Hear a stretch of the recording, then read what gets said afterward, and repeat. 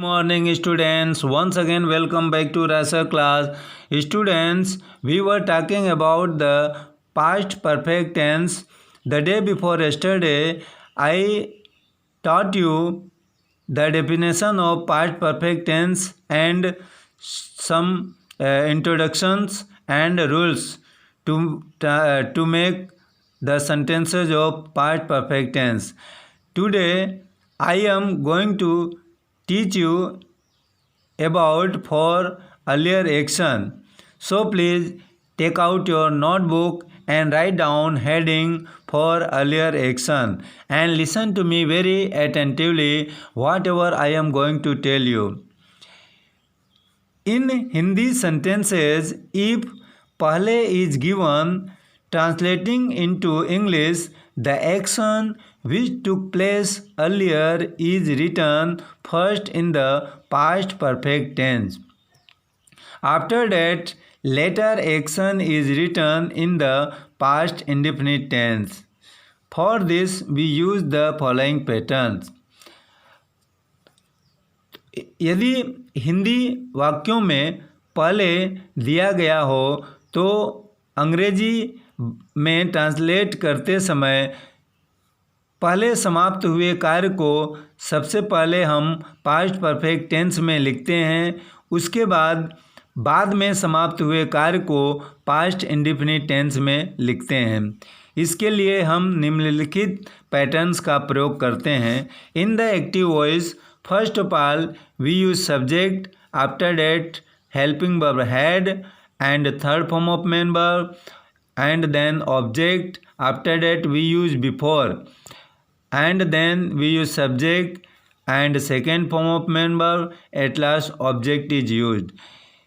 So students, please pay attention here that in the active voice you see that first of all we use past perfect tense and after that it is used past indefinite tense.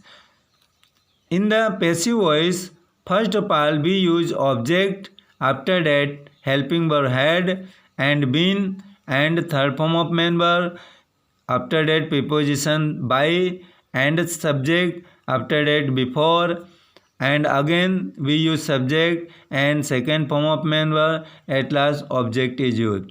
Active voice में सबसे पहले कर्ता, उसके बाद सहायक क्रिया had, फिर मुख्य क्रिया का तीसरा रूप, उसके बाद कर्म, फिर यहाँ प्रीपोजिशन बिफोर का प्रयोग किया जाता है, फिर उसके बाद कर्ता, फिर मुख्य क्रिया का दूसरा रूप, अंत में कर्म का प्रयोग करते हैं।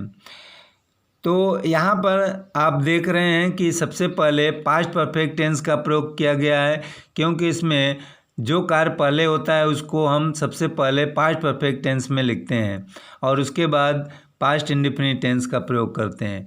पैसिव वॉइस में सबसे पहले कर्म, उसके बाद सहायक क्रिया हैड, फिर बीन, फिर मुख्य क्रिया का तीसरा रूप, फिर प्रीपोजिशन बाई, उसके बाद कर्ता, फिर बिफोर, फिर कर्ता, फिर मुख्य क्रिया का दूसरा रूप और अंत में कर्म का प्रयोग करते हैं।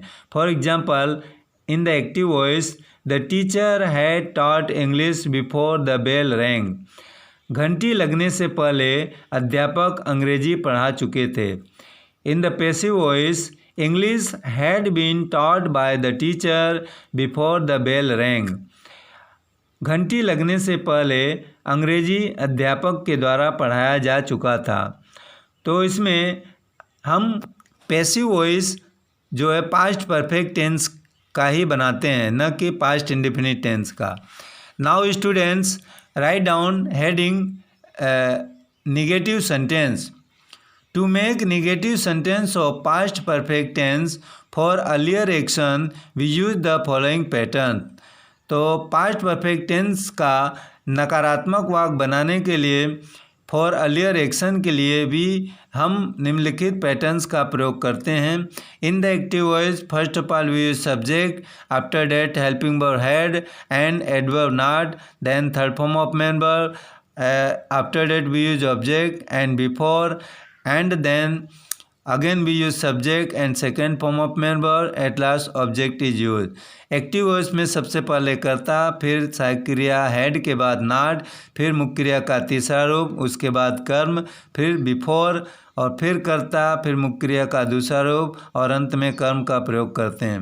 In the passive voice first of all we use object, after that had and adverb not, then we use been and third form of main verb, after that we use preposition by and subject and then we use before and again we use subject and second form of main verb, at last object is used. For example, as in the active voice, she had not prepared tea before I got up. मेरे उठने से पहले वह चाय नहीं बना चुकी थी. In the passive voice, tea had not been prepared by her before I got up. मेरे उठने से पहले चाय उसके द्वारा नहीं बनाया जा चुका था. So students, through these rules and example, you must have understood active and passive voice of past perfect tense for earlier action. Now I am going to give you 5 sentences which you have to translate into English and change into passive voice. So students, please listen to me. First one, सूर्य के निकलने से पहले मैं चाय P चुका था. Second one, घंटी लगने से पहले अध्यापक अंग्रेजी पढ़ा चुके थे. थर्ड वन, सूर्यास्त होने से पहले लड़के क्रिकेट खेल चुके थे. फोर्थ वन, वर्षा होने से पहले किसान अपना खेत नहीं जोत चुका था. एंड फिफ्थ वन, मेरे विद्यालय पहुंचने से पहले चपरासी घंटी नहीं बजा चुका था. So students, these are 5 sentences which you have to translate into English and change into passive voice. Thank you.